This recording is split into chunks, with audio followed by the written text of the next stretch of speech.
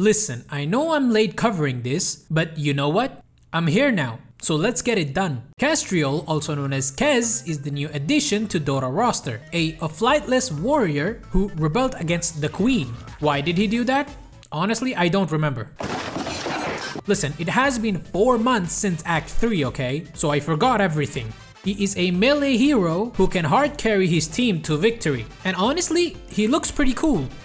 Until he opens his mouth. Every step's a journey, bro. Listen, if you call me bro one more time, I'm gonna break my monitor, I swear! Kez can use 2 weapons. First one being Katana, everyone's favorite, and I don't think I need to explain why it's everyone's favorite. And second one being Sai. Each weapon gives you different sets of abilities. He can switch between these weapons at any time by using his ability called Switch Discipline. Has an 8-second cooldown but decreases over time. Katana has more attack range and deals additional damage. On the other hand, Sai has shorter range but has more attack rate. Now, let's discuss his actual abilities. Starting off with Katana because it's everyone's favorite. His Q ability is called Echo Slash. He slashes forward in a line, dealing physical damage and slows enemies. After a short duration, the area is attacked again. This ability is very good for clearing waves or farming in general. His second ability is called Grappling Claw. Kez grapples onto a tree or an enemy, slowing them until he collides with the target. His first attack will give him lifesteal. If the target is an enemy hero, then you can get even more lifesteal. Good ability to engage or disengage. Now it's time to talk about his passive, Kazurai's Katana. Every attack applies a stacking damage over time. Enemies affected by his passive will also get regen reduction. Now let's talk about his first ultimate ability. Yes, you heard me right, his first ultimate. Clearly one ultimate ability is not busted enough, so they added 2 of them. It's called Raptor Dance. Kez channels for 1 second and performs radial slashes, which deals damage according to enemy's max HP. Oh, and did I forget to mention, when he channels he gets debuff immunity, 100% magic resistance, gets lifesteal for the amount of damage done to his enemies, and he has pure damage. What?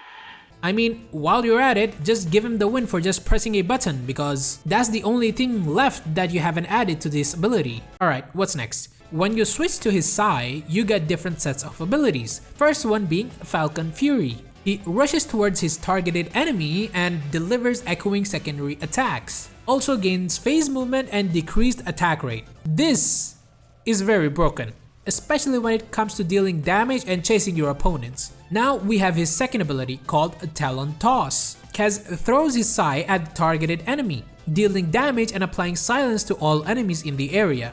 Moving on to his E ability, Shudo Sai. Why do I feel like I'm butchering these names? It has an active and passive effect. His abilities and auto attacks have the chance to mark his opponents, which slows them. When you hit the marked target again, you get crit damage and stuns them for a short duration. But when activated, disarms himself, lock his facing and parries attack from the targeted location. When enemies attack him in this duration, will get marked and stunned, taking additional damage and stun when marked enemies are attacked again. And now finally, we have his second ultimate ability called Raven's Veil. Releases a wave of smoke that reduces vision and applies parry marks to his enemies. Kez gains bonus movement speed, invisibility, and basic dispel when you use it. That's a lot of things given to one certain character. Like, do I need a PhD degree to just understand his abilities? Like, what's going on? But to be fair, he is very fun to play. The 2 weapon system is a great addition to strategic plays. More options, more playstyles, and more reason to hate this game. Because he's definitely not broken, no. He's perfectly balanced hero who has no flaws whatsoever. I mean, it's Valve that we're talking about. They definitely have never created broken heroes, right? Dota is the most perfect and balanced games of all time. I am definitely telling the truth. And being realistic, people don't even care. All they care about is that, does he have a katana? Yes! Yes! Now he's the most played hero of all time. I'm not even joking when I say this, he has a higher pick rate than Podge. This has never happened before. And also, a lot of people were complaining about the hero design. And you know what? I do agree with them on this. Hold up guys, I'm getting some new info. What's that? Oh, League has launched a new champion? Bro, that's fantastic. Can't wait to see what they've been up to.